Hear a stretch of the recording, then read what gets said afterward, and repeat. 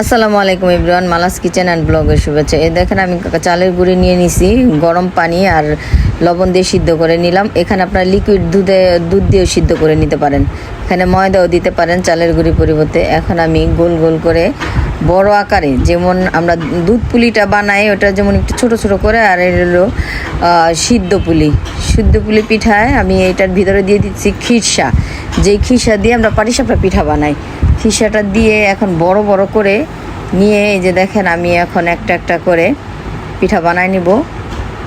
আর এই পিঠাটা কিন্তু খুবই সুস্বাদু। আর খিরসাটা আপনি দুধ দিয়ে বানাবেন, এক চিমটি পানি ছোঁয়াবেন না, তাতে আপনার অনেক মজা হবে পিঠাটা খেতে। দেখেন আমি পিঠাগুলি বানাইতেছি একে একে। আর এখন আমি সিদ্ধ করে নিব ভাপে, যেভাবে আমরা মোমোগুলি সিদ্ধ করি ঠিক সেভাবেই সিদ্ধ করে নিব। এই দেখেন আমি এখন ভাপে বসাই দিছি, এই যে সিদ্ধ হয়ে গেছে অলরেডি। অনেক মজা হয়েছে, বাচ্চারা খেয়ে বললো খুবই মজা। আপনারা ট্রাই করবেন আমার এই রেসিপিটা। এই দেখেন এখন আমি একটা একটা করে উঠাই নিব। কত সুন্দর হয়েছে, কালার অনেক সুন্দর, আর খেতে খুবই মজা হয়েছে।